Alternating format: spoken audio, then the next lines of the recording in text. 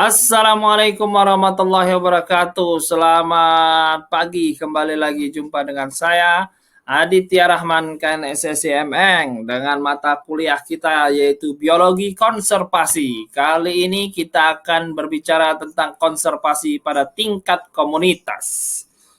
Oke, kita lanjut.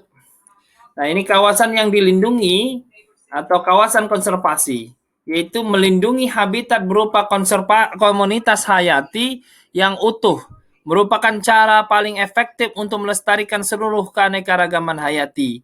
Kawasan konservasi wilayah darat maupun wilayah laut yang dirancang dan diwujudkan untuk melindungi keanekaragaman hayati dan budaya terkait serta dikelola secara legal dan efektif. Kemudian perlindungan komunitas hayati, mewujudkan kawasan konservasi yang mengelola secara efektif. Jadi tujuan perlindungan komunitas hayati adalah mewujudkan kawasan konservasi dan mengelola secara efektif.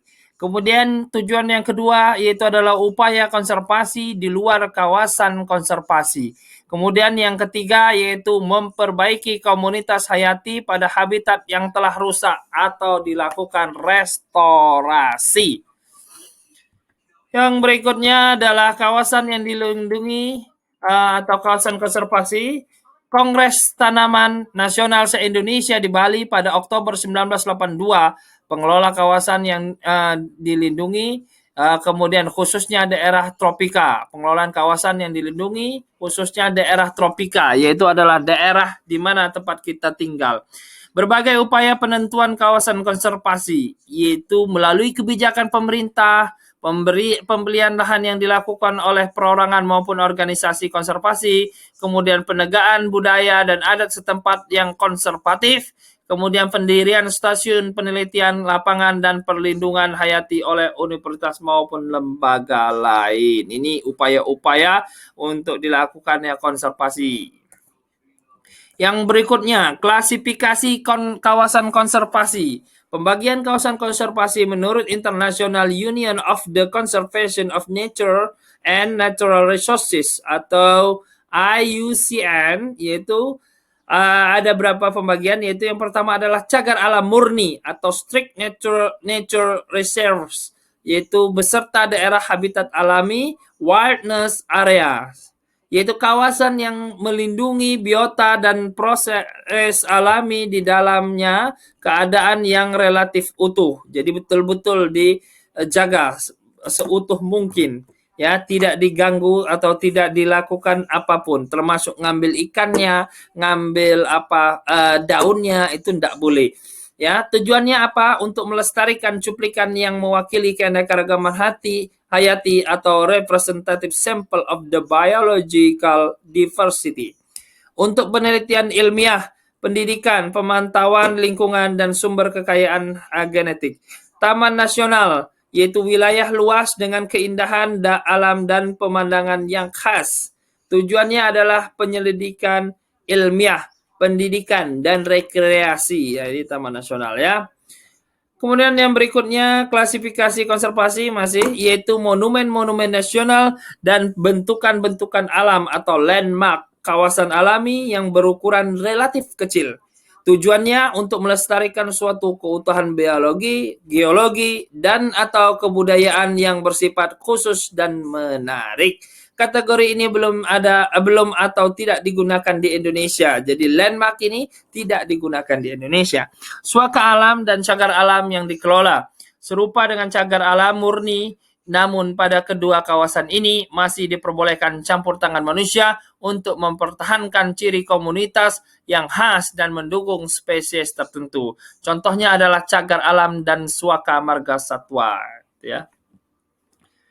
Next, yaitu bentang alam darat dan laut yang dilindungi, yaitu kawasan ini mencoba mewujudkan dan menerapkan harmonisasi antara manusia dengan lingkungan. Penggunaan kawasan untuk kepentingan tradisional yang tidak merusak oleh masyarakat setempat, ya. Tujuannya untuk wisata dan rekreasi. Kemudian contohnya adalah taman wisata. Kawasan yang dilindungi dengan sumber daya alam yang dikelola, ini kawasan yang mungkin Ya, ini kawasan yang mungkin pemanfaatan sumber daya secara berkelanjutan termasuk air, satwa liar, pengembalaan ternak, kayu, wisata, dan pemancingan dengan memperhatikan aspek pelestarian dan keberlangsungan hidup keanekaragaman hayati. Contohnya adalah taman buru, ya, taman untuk berburu. Kemudian kawasan konservasi di Indonesia yaitu cagar alam, yaitu umumnya berukuran relatif kecil, keunikan alam, habitat spesies langka tertentu. Ya, kawasan ini memerlukan perlindungan konservasi yang mutlak. Jadi, cagar alam ini dia memerlukan perlindungan alam yang mutlak. Suaka marga satwa, yaitu kawasan berukuran sedang sampai luas, habitat yang relatif utuh, kemudian perlindungan konservasi sedang hingga tinggi, ya. Kemudian taman nasional, kayak kita nih punya Taman Nasional Ujung Kulon nih, ya. Kawasan yang relatif luas dan mempunyai nilai alami yang menonjol disertai kepentingan pelestarian yang tinggi, berpotensi besar untuk rekreasi, penelitian, dan pendidikan. Oke. Kita Taman Nasional Ujung Kulon punya, ya. Cagar alam Pulau 2 itu kita juga punya, ya. Klasifikasi kawasan konservasi di Indonesia yaitu masih lanjut lagi taman wisata. Kawasan relatif kecil dan menarik. Nilai pelestarian relatif rendah dan berorientasi pada rekreasi. Ya, namanya juga taman wisata, ya. Taman buru yaitu habitat alami atau semi alami yang berukuran sedang, memiliki potensi satwa yang boleh diburu karena populasinya cukup besar. Hutan lindung yang berikutnya, kawasan alami atau hutan yang berukuran sedang sampai besar, biasanya pada lokasi curam tinggi, mudah tererosi yang diperlukan untuk kawasan perlindungan dan pencegahan longsor, erosi, banjir, dan sebagainya. Maka disebut hutan lindung, artinya hutan yang perlu dilindungi. Oke. Next.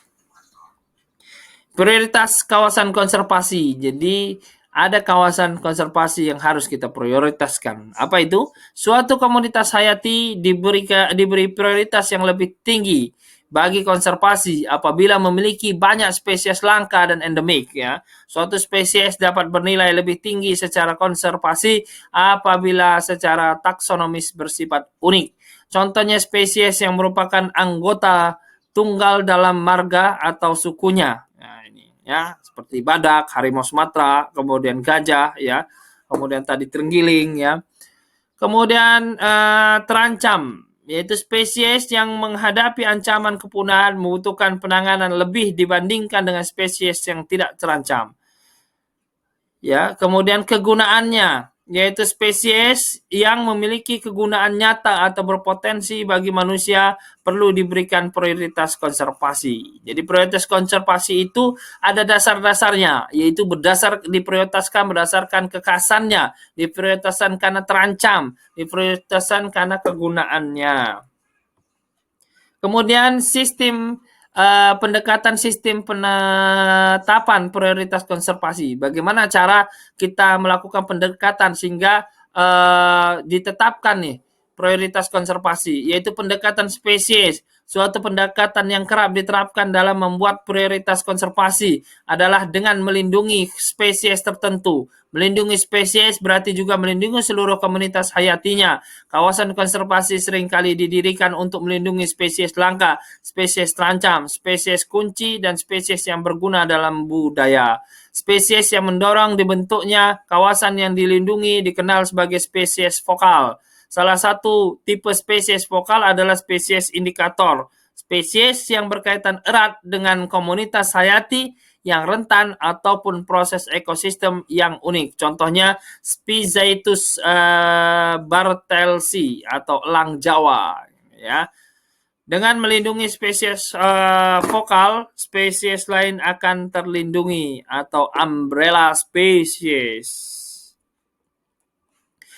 Masih pendekatan sistem penempatan prioritas, yaitu adalah pendekatan ekosistem dan komunitas. Sejumlah ahli konservasi berpendapat bahwa sasaran utama bagi upaya konservasi adalah komunitas dan ekosistem, sedangkan spesies hanya menjadi sasaran kedua.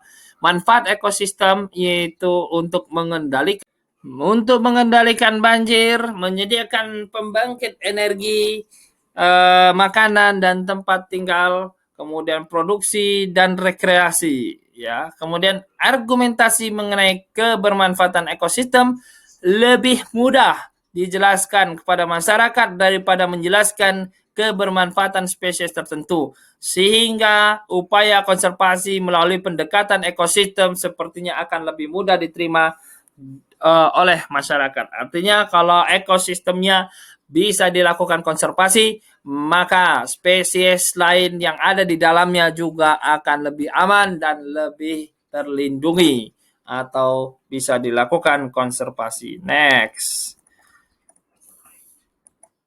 Nah, ini adalah 11 hotspot hutan tropika humida yang tingkat endemiknya dan ancaman kepunahannya yang tinggi. Lihat juga pada tabel 41 wilayah yang dilingkari. Nah, ini wilayah-wilayah yang dilingkari ini.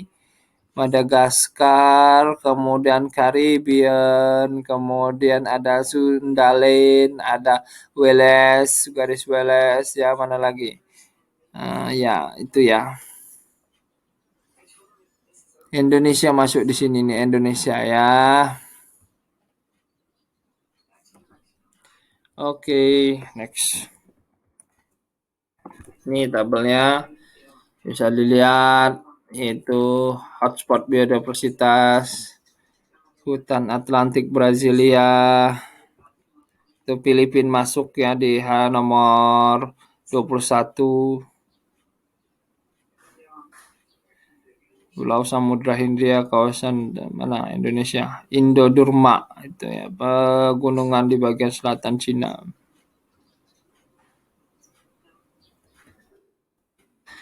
Kemudian perjanjian internasional, kita lanjut di perjanjian internasional. Jadi satu dunia ini atau secara internasional disepakati untuk melakukan konservasi ini ya. Konservasi Ramsar ya. Menahan laju kerusakan lahan basah terutama yang berperan sebagai habitat pendukung burung air bermigrasi yaitu 1971. Jadi konservasi Ramsar ini sudah dari dulu ya.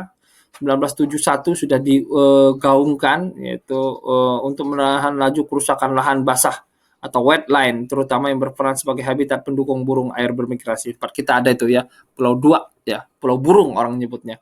Karena bentuknya seperti paruh burung ya. Dan juga menjadi tempat migrasi daripada burung-burung terutama di bulan-bulan April ini burung-burung secara internasional akan melakukan migrasi. Konvensi mengenai warisan dunia melindungi kawasan budaya dan kawasan alam yang penting secara internasional. Situs warisan dunia Taman Nasional Ujung Kulon, Taman Nasional Loren, Taman Nasional Komodo, Taman Nasional Leuser, Taman Nasional Kerinci Seblat, dan Taman Nasional Bukit Barisan. Nah, ini kita ada nih di bagian ujung kulon ya. UK orang nyebutnya ujung kulon ya. Program Man and Biosphere adalah upaya konservasi dan pembangunan yang berkelanjutan yang memberikan manfaat bagi masyarakat sekitar. Konvensi Internasional Polusi Udara Lintas Batas Berjarak Jauh yaitu menyoroti akibat hujan asam dan upaya pencegahannya ya. Apa sih Pak akibat hujan asam? Ya dia menyebabkan korosi berbagai macam bangunan dan juga berbagai macam metal ya. Hujan asam. Apa hujannya asam? Betul, hujannya asam. Biasanya pH-nya sangat rendah. pH-nya rendah membuat pH menjadi rendah. Jadi pH normal itu kan 7, kemudian pH yang alkali itu 8 ya, sedangkan di bawah 7 itu sudah bersifat asam. 6 5 4 3 2 1 ya. Konvensi Perlindungan Lapisan Ozon, yaitu mengatur dan menekankan penggunaan CFC. Oh ya, nanti kalau ditanya apa yang menyebabkan hujan asam, yaitu SOx, ya, sulfur dioxide, sulfur monoxide, ya, SO2 ataupun SOO saja. Ya. Konvensi Perlindungan Lapisan Ozon mengatur dan menekan penggunaan CFC. Ya, kemudian konvensi PBB untuk hukum lautan, yaitu penggunaan laut secara damai dan konservasi laut. Jaringan kawasan konservasi, yaitu pendirian kawasan konservasi harus memperhatikan aspek 4R. Jadi kawasan konservasi itu harus Pendirian kawasan konservasi harus memperhatikan aspek 4R. Yang pertama R adalah representation atau keterwakilan. Jadi harus berdasarkan keterwakilan. Sebuah kawasan yang harus memiliki sebanyak mungkin aspek keanekaragaman hayati. Kemudian untuk kawasan konservasi harus mempertimbangkan resiliensi atau ketahanan. Sebuah kawasan harus cukup besar dan relatif utuh agar dapat mempertahankan seluruh aspek keanekaragaman hayati dalam kondisi yang baik hingga masa depan. Redundancy atau kelentingan, yaitu jaringan kawasan yang dilindungi harus mencakup aspek dan contoh biodiversitas dalam jumlah yang memadai untuk menjamin keberlangsungan unit tersebut dalam jangka panjang, terutama menghadapi masa depan yang tidak menentu. Kemudian yang keempat, R yang keempat adalah reality atau kenyataan. Berhubungan dengan ketersediaan dana dan naungan politik dalam pembentukan kawasan konservasi. Ya, kalau dananya nggak ada ya susah juga mau melakukan konservasi ya. Karena segala sesuatu juga terkait dengan pendanaan. Ini jaringan kawasan konservasi, ada ekosistem partially protected, ada smaller reserves, kemudian ada fragmentation reserve, ada fewer reserve, kemudian ada reserve, kemudian ada isolated reserve, kemudian ada uniform habitat protect, ya. Ini kelemahannya, ini sesuatu yang lebih baik, ya. Kelebihan dan kelemahannya. Worse, better. Worse and better, ya. Kemudian pengelolaan ekosistem. Tema besar dalam pengelolaan ekosistem yaitu memastikan keberlanjutan atau viability semua spesies serta kelangsungan hidup berbagai perwakilan komunitas hayati maupun seluruh tahapan suksesi yang ada dan menjaga agar ekosistem sehat dan berfungsi dengan efektif. Mencari segala hubungan antar tiap tahap maupun skala yang beroperasi dalam hierarki ekosistem, memantau komponen-komponen penting ekosistem, dan menggunakan data hasil pemantauan untuk menjalankan praktik pengelolaan sesuai keadaan setempat atau pengelolaan adaptif. Kemudian memahami dan menyadari bahwa manusia merupakan bagian dari ekosistem ya, dan bahwa penilaian manusia akan mempengaruhi tujuan pengelolaan. Jadi pengelolaan ekosistem ini juga dilakukan secara manual maupun secara digital sekarang ya. Sekarang misalnya kayak di Taman Nasional Ujung Kulon untuk memantau badak tuh biasanya mereka melakukan ada secara berkala keliling ya untuk melihat kondisi habitat badak dan kondisi badak, dan juga mereka memasang video trap. Ya, jadi bisa dipelajari karena badak nggak bisa didekati. Kalau didekati dia kabur ya. Dan penciuman badak itu luar biasa tajam ya. Jadi kalau mau ketemu badak biasanya harus jangan mandi selama 1 minggu atau 2 minggu ya, biar bau manusia tidak tercium. Seperti itu. Ini benar.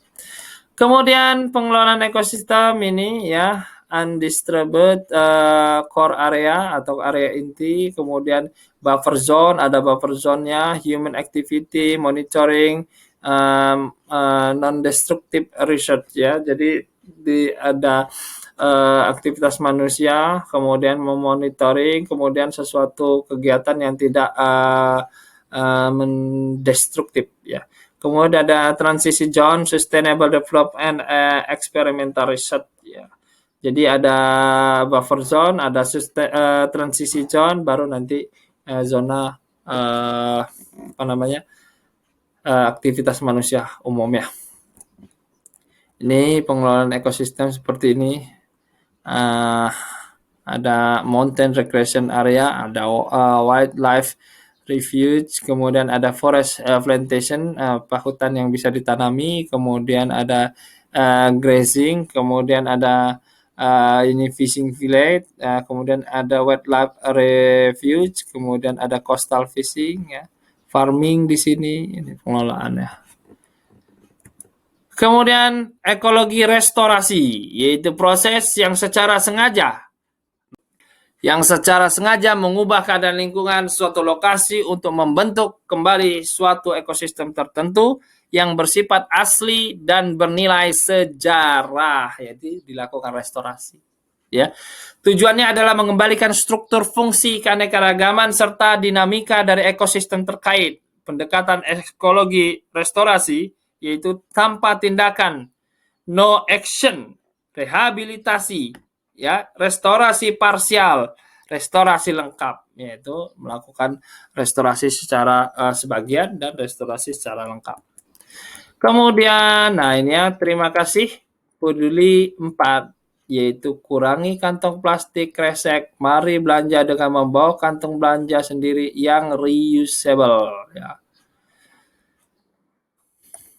Tugas ini ya, baca mengenai Pusat Keanekaragaman Hayati, Jaringan Pelestarian, Pengelolaan Habitat, dan Ekologi Restorasi. Buatlah paper, artikel mengenai usaha konservasi yang dilakukan oleh masyarakat lokal, Baduy dan Bali.